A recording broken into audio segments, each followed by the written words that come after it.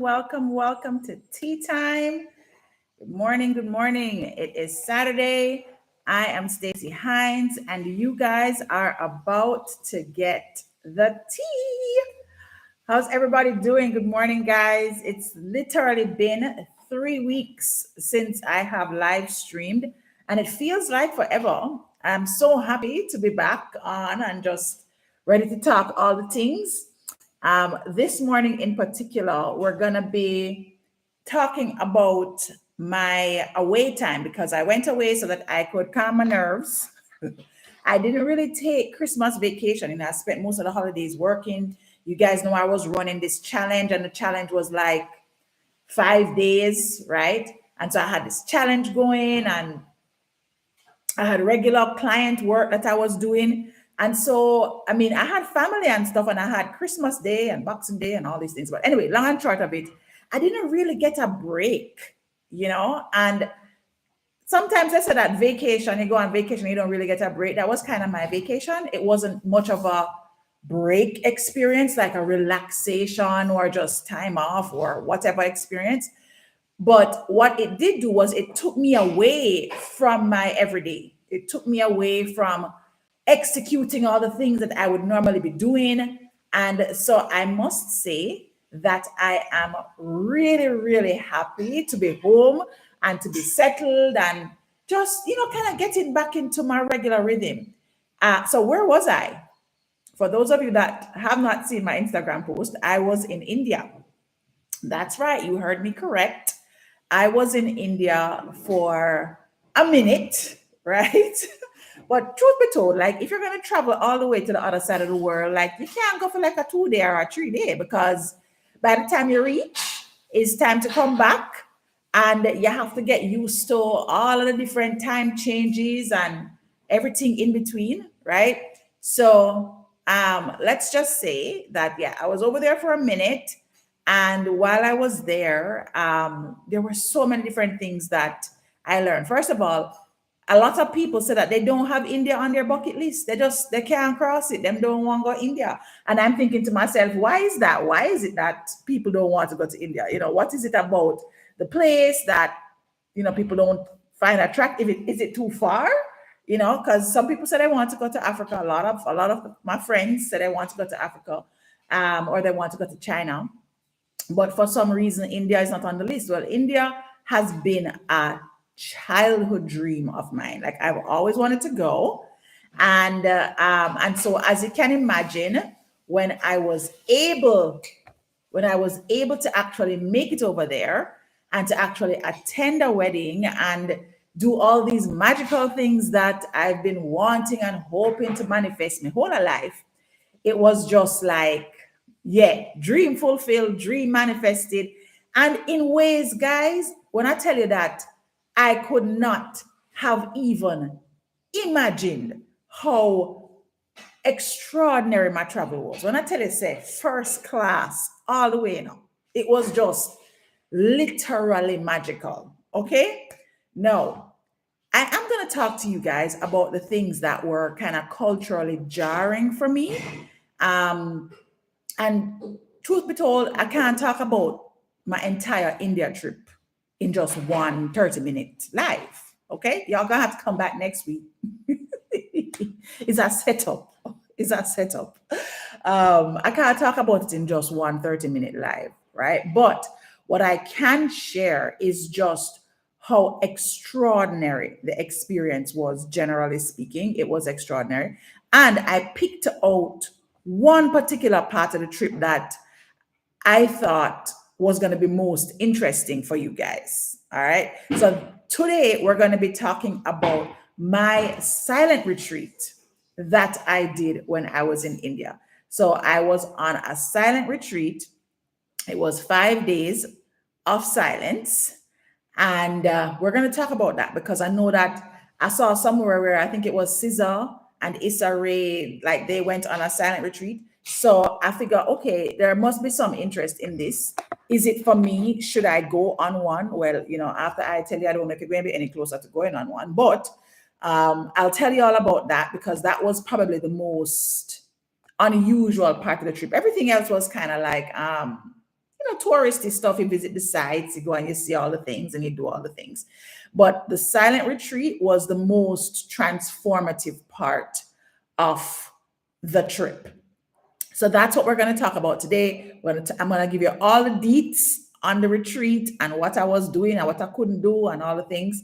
And then I'll talk to you about just some of the takeaways, the top 3 lessons I would say, or the top 3 mindset tools that I mastered while I was on this entire trip. And even since I've come back to Jamaica, like, just thinking about my life and thinking about what I'm creating and what I'm doing. Yeah, I'm going to give you all of that tea.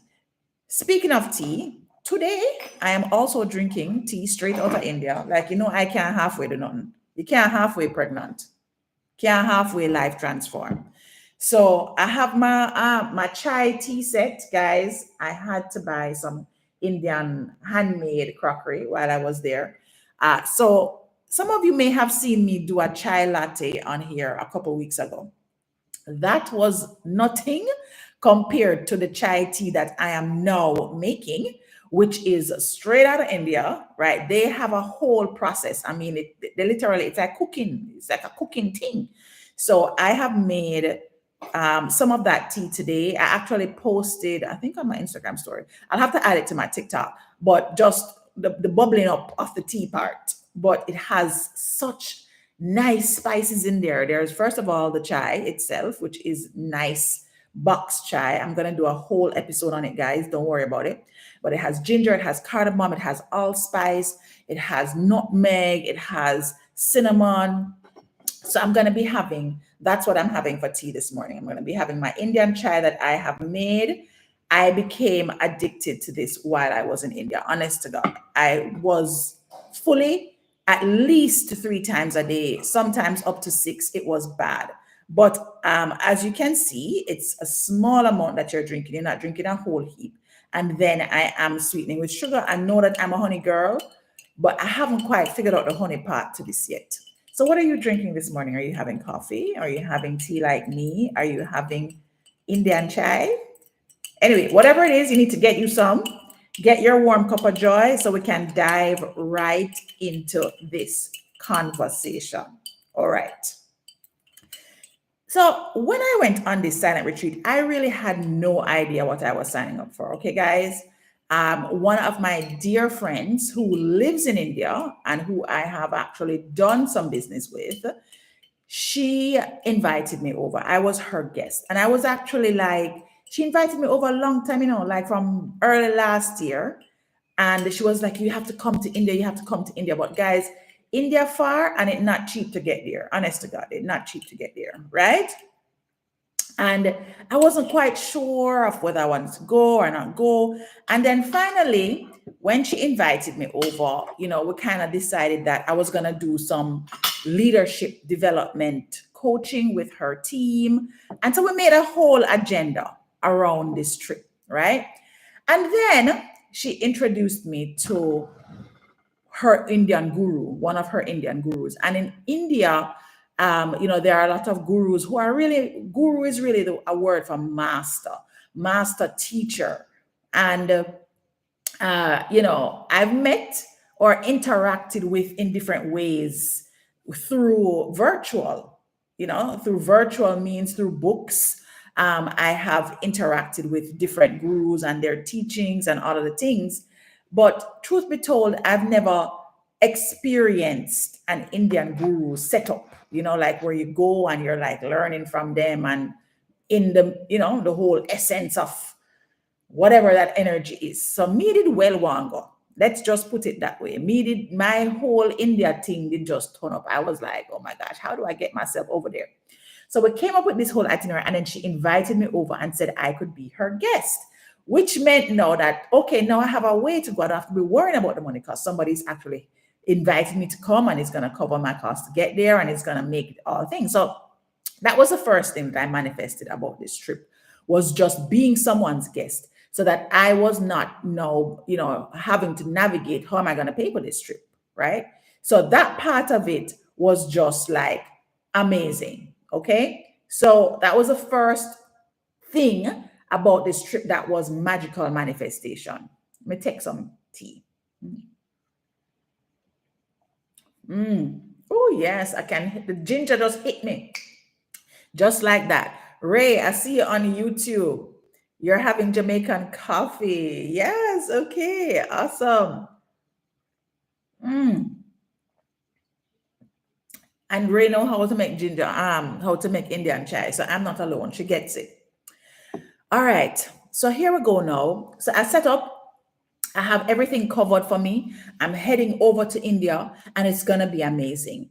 I decide that since it's going to be such a long trip, you don't want to just do one thing. You're not going to fly to the other side of the world and stay there for just 3 days and do one thing. So I was talking to Honeyboo, and Honeyboo was like, well, of course, I'm coming to India with you. There's no way you're going to fly halfway across the world without me.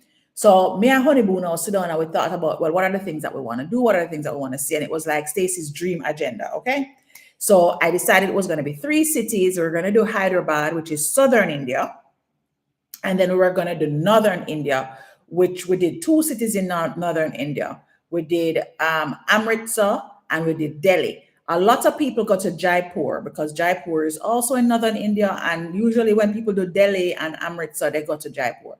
I never have no time or space for do Jaipur. And I wanted to see something very specific in Amritsar. So we went to 3 cities, one in southern India and then 2 in northern India. So I made sure that when we were planning out this trip, I wasn't going to travel halfway across the world and then end up do one thing. Don't do that. If you're going halfway across the world and you're going to either spend your money or somebody else going to spend their money, just make sure that you're doing something that makes sense. Enjoy the entire experience. All right. So catch the tea now. We're done set up with schedule. This is going to be at least a 2-week trip, right? And we're doing southern India and northern India. I have always had the dream of going, so I never really spend any time looking on TikTok watching India videos, and I have friends from India that I talk to all the time. So I never bothered try to do that type of investigation. It wasn't like I didn't want to taint or color my view before I even got there. So that's another tip. If you are going on a dream trip, when you're doing exploration, explore the things that are fun and that things that you want to do, things that people recommend, the top 10 things. Don't go down the rabbit hole of things to be afraid of, things that are terrible. Don't bother start to get your mind going down the path of what could possibly go wrong. Okay? So I'm on this trip. It's wonderfully done, all covered. And traveling over was a beast. It literally took over 24 hours to get there. Oh my gosh. It was like a forever flying. You just a fly. You don't know when the flying going to finish. But when we got there, it was early in the morning. I think our flight landed at like 5 a.m. or some ungodly hour like that.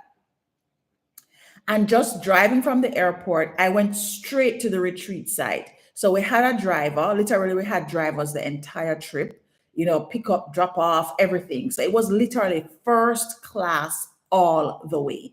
That was just amazing. First class all the way. So driver and my host picks us up, and it's 5 in the morning. As we are driving to the retreat site, which is off, it's kind of remote, it's outside the city, far off into some, bush ish, right? So you're not in the core city, you're driving a ways out. I'm watching the sun come up, and it was such a beautiful sunrise. It's a big orange sun, but I am seeing that, boy, India is old. India is really, really like ancient. It is, an ancient city. And I think about just looking at the buildings and how old the buildings are. And I'm like driving to this very far, far off place. And then we're driving, and right pulls up next to me is a truck with a cow, and the cow have on all kind of adornments. It had flowers and like it looked like jewels, but like artificial accessories. And it was literally like right next to the car window like this. And I'm like, whoa, So I was getting a little bit of the Indian culture while I was on my way to the place that the retreat was being held.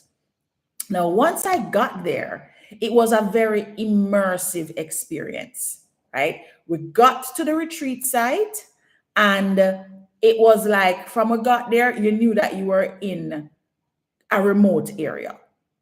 Okay. And when we stepped into the retreat process, they actually took us through a very detailed orientation. And it's the orientation now when we start getting nervous. Before orientation, and like before we even got over to India, there was a whole lot of talking about what was going to happen on the retreat. I literally had like a private meeting with the guru and his side person. We had another interaction that was to explain. And then, of course, my host was telling me all about it.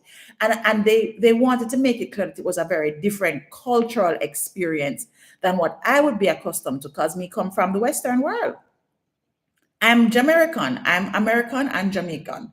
So I have never been on any one of these things. And they knew that. So they kept talking me through the different things. So let me explain to you now. With the silent retreat, there was no talking, no writing of notes to anybody except the guru. You could write to the guru and you could send, put questions to the guru. So you could write letters or you could write questions to the guru.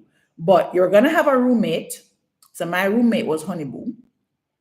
But there was no talking in the room. So just because Honeyboo was my roommate, there was no talking. We had to sleep in separate beds, right? No talking, no devices. So no phone, no laptop, no mirror. I know for some of y'all ladies, you were like, oh my gosh, no mirror, no mirror. You didn't know what time it was. There were no clocks, all the windows and everything. No, you had no sense of time, no communication with the outside world or the inside world. Your roommate was there and you couldn't communicate with them. And no distractions. And this was for 5 days. All right. So as they are talking you through this, because you're not going to be sat just in the room, you also have to be outside and interacting with other people. So they also gave you instructions about how to move around, how to interact with other people, and your sleep time and your session time. Like you didn't get to decide which sessions you went to with the guru, and it's not like a conference where you're going, you're like, oh, I'm not going to go to that session, I'm opting out. No, boo. It's all the sessions. So all I know is that when I would be waking up in the morning, because in the morning you'd first smell like incense coming down the hallway, and then someone would come and knock and wake you up. And when I would get awoken in the morning, they don't talk to you when they wake you up. They knock on the door and then they show you a sign that it's time to get up. Okay? When you go outside in the morning, it's dark. So say at early morning, not even 6 o'clock. It's dark outside. No sun, no rise yet. And then you go through your day like that, and then you go into the hall inside the convention hall, and you finish in the hall. So you don't even know what time you're going to your bed. But it's a long day. It's a minimum, I would say, maybe 15, 16-hour days. I would say maybe 16 hours, because you're waking up before sunrise and you're going to bed after a session, which is after dinner and it's after dark. Okay. So I still don't know, honestly, how long I was in sessions with the guru. I just know that it started before sunrise and it ended when the moon was up. Now, what I will say is that for me, by the time I got to day 5, I thought I was definitely going to lose my mind, honestly. And it wasn't because of the sessions. I actually loved the sessions with the guru, but it was the whole capsule. I did not miss the devices, honestly. I mean, me love chat. And me love my lives. And I did not miss being on live, being on the devices. I didn't miss any of that part. I actually liked the silence. I liked not talking to everybody else. I did not, after day 3 of not talking to Honeyboo, I was like, no, this is not right. I'm not in the room. Like, I want to talk to him. I want to talk. So that part was really tricky for me. When I read about other people having gone on silent retreats, what I read was that for most persons, when they get to like the 3rd day, that's when they kind of have a breakdown, but then they break through. For me, I really felt like this is something I wanted. I wanted the silence. I didn't want the devices anymore. I needed a break from the world just coming at me. And at the time that I decided to go off, this is right after Trump took office and right after the TikTok ban. So I was ready for some quiet. It was just too much madness that was going on everywhere. And so I was ready for the quiet. My soul was seeking silence, right? But then what happened is that the environment within which you have to be silent was very immersive. So it wasn't like this silent experience that was in an environment that was my own. I wasn't sleeping in my own bed with my own sheets and whatever. I wasn't eating my own meal plan. These were meals that were planned for me, vegetarian Indian meals that were planned for me. And so those things were very challenging for me to navigate after a certain time. So it literally felt like day one was like, oh my gosh, this is insane. Am I really doing this? Oh my God, can I be silent? And then being immersed with the guru was just beautiful. So I got lost in the lessons, and I was making just a ton of notes. I mean, we get to our notebook. This is my guru. You get your notebook where you're writing and all of that. So that part of it for me was just beautiful, and I loved it, and I wanted more of that. But then what was happening is, as much as I wanted more of my guru, I wanted a different space to be in. It's like being in the same space with the same knock on the door and the same sign every morning, and like I was literally like, oh my God, I don't know if I can. I don't know if I can make it. Honeyboo having the total opposite experience. Like when it was the last day, and I was just counting down. Oh my gosh, it's the last day. He never even know what day it was. I mean, that part was hard to keep up with. Like, what day is it actually? Is it Monday? Is it Tuesday? Is it Wednesday? But I knew that I had had 4 sleeps, and this is the last sleep. Like I was tracking that, how many sleeps I was having. And so when we got to the last day, and the guru was explaining that, okay, this is the way that the last day works. That was the first time he was figuring out, say it was last day. That time the media didn't know I celebrate. Yeah, I get to sleep in a different bed. I was just like ready to go. Okay.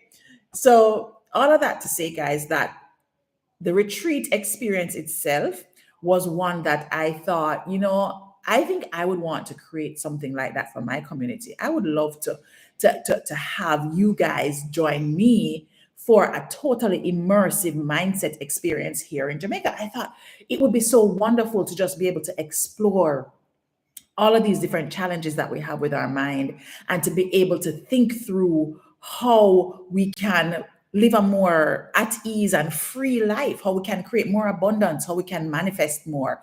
But to do it here in Jamaica, like you don't have to fly all the way to India to do it. Let's just come here and hang out with me for 5 days, right? So it was very inspiring from that perspective. Like if I can go to India to do that, then I can definitely create that in my own home, and then the lessons that we learned were just life-changing lessons. And I wanted to share just 3 of the tips. There are 3 mastery areas that the guru spoke about. He spoke about a lot of stuff. Like I have a lot of notes, but he talked about 3 things, 3 behaviors that I felt really served me on the journey of the actual silent retreat itself.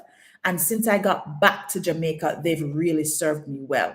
And that's what I want to share with you guys today as we kind of wrap up the conversation of what the retreat was like. So the 3 things that I want to share with you are 3 A's, which is what makes it actually very easy to remember. These are the 3 A's that you can master to help you to manage any situation. Because I just shared with you a very immersive situation that I was in. And it was through these 3 A's that I was able to learn how to manage the situation, and how to access peace of mind, and how to even manifest more things coming out of that retreat, right? Because I literally left the retreat experience, which was very much like glamping, you're out in the fireplaces and fire bush, and you're dealing with all these things. And then I swing into a presidential suite stay when I leave the retreat. So it was just so much magic and mania wrapped up into one. But these 3 A's, trust me, guys, if you can remember these 3 A's, it will take you through any situation that you think you can't manage. Just drinking a little more chai tea before I tell you the 3 A's, okay? Mm. So, the first A, at the retreat, I was stripped of all my usual modern conveniences, right? All my usual modern comforts. Imagine this: no access to device, no mirrors to check your reflection, see how, whether you're hot girling or you're not hot girling, right? No clock to tell you the time, no soft linens and, your silky, silky sheets that you're used to, right? You're in an environment where you're eating vegetarian food of a different culture every single day, morning, noon, and night, breakfast, lunch, and dinner. You know, absent from your friends and family. Thank God for Honeyboo. That Honeyboo was there. So I was stripped of my usual moderns, and when I was sitting in silence, I discovered that accepting these, what I would have previously considered limitations, it wasn't like punishment for me. It was a powerful opportunity for me to focus on what really mattered, which was me. It allowed me to accept the space that I was in and to concentrate on where I was in that moment. I learned to accept the beauty of solitude and to embrace the space to truly listen to my inner self and to listen to my inner silence, to listen to the silence that was trying to get my attention, the silence that I know I'm able to access more easily because I learned so many principles about meditation and about shutting out the noise of the world and the distractions of the world so that I can create the life that I want in the way that I want it. So because I learned to accept what I would typically have viewed as limitations. Instead, I accepted them as opportunities, and it allowed me to reconnect with my inner voice, with my soul. It allowed me to connect with my soul. So the acceptance ultimately, guys, wasn't just about learning to accept my external environment. It was about learning to accept myself and accept myself exactly as I am, without any of the fluff or the blush or the anything else, without the noise and distractions of everyday life. I was able to accept myself. Now, that's the first A. The first A is accept. The second A is adjust.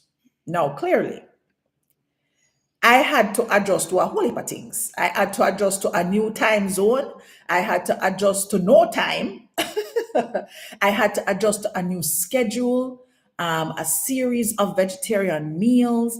I had to adjust to a different culture because the guru speaks multiple languages. And so during the course of the retreat, he was speaking different languages because there were 200 of us at this thing, guys. And I had to adjust my expectations around what I was going to get versus what everybody else was going to get. I had to adjust to a world without the buzz of notifications and of all the other things that typically interrupt my usual self. I had to adjust my senses and even the way that we were awakened in the morning. I had to adjust how I was being with my significant other because I was in a very small, confined space with the man that I love. And I had to adjust my behavior so that I didn't interrupt his experience. But the adjustment wasn't confined to the retreat. Coming out of the retreat now and back into the noise of the regular world, I had to adjust myself and how I was responding to everything else that was around me. So that's the second A, adjust. And then the final A, which is what the ultimate thing about this entire life experience and even about how we interact with each other. The final A is appreciate. Perhaps, the most heartwarming thing was learning to truly appreciate every single moment of this experience. This is something that I created. I mean, I was gifted with the experience, but ultimately, this was my creation. So I had to appreciate the fact that I could manifest this thing and that I was able to actually have a deep inner experience that inspired me to want to create something similar for my community. And so one of the rituals that captured my heart was making Indian chai tea. I appreciate the fact that I was able to have this every day. And you know what, guys? At the retreat itself, they had tea breaks. They had tea breaks all through the retreat. So I literally was having Indian chai tea at the retreat, but because I didn't know what it was, I just kept going back for more tea, more tea. I was like, oh, this Indian tea, nice, man. And when I came out of the retreat, that's when I actually realized what it was. And so one of the things that I was able to step into was, sometimes when we take away judgment and we remove our concept of what should be, and we remove our concept of our culture and just lean into the beauty of what's available to us elsewhere, we can open the door for so much magic and so much more beauty to manifest in our lives. And I truly stepped into an appreciation for that. Despite the overwhelming changes that I had to make and the adjustments and the things that I stepped away from, I was truly able to appreciate escaping the clutter, the chaos, and the different distractions that were a part of my reality. So, to sum it up, guys, accept. I was able to embrace the stripped down reality of my life. And I am just asking you guys to step into more acceptance about your life. Adjust. I adapted not only to the new way of living, but also to the stark shifts between being in silence and then stepping back into the noise of the everyday. And then appreciating. I really learned to appreciate and find beauty in everything, even the things that were a bit culturally jarring for me. And when I step back onto Jamaican soil, usually when I go back and forth between the US and Jamaica, I always come back to Jamaica wishing Jamaica had more US things. And I tell you, when I came back to Jamaica from India, I was in such appreciation of how beautiful our island is and how much we have available to us here in Jamaica. No matter where you live, you should be coming back to the island to soak up the energy of the island. This entire journey taught me that peace of mind comes from within, and that through accepting, adjusting, and appreciating the everyday moments that you have, you can create magical moments, meaningful moments, and of course, magical tea time, right? So, guys, I am going to jump because I actually have a speaking engagement now, but I'm so happy that you were able to join me for this 30 minutes where I could share about my experience in India, at least the first go round. I have more to share. There's going to be lots of lessons because I am fully signed up with my Indian guru now. I'm going to be learning from him going forward. And I hope that you, as a part of my community, will tune in to keep seeking more for yourself, to keep seeking more of that inner peace, that more of that soul connection, because there is so much that is available to you guys. And I'm happy to be on this journey with you. So thank you so much, guys, for joining Tea Time today. I will see you next time on another epic episode of Tea Time. Take care, everybody. Bye. Bye-bye.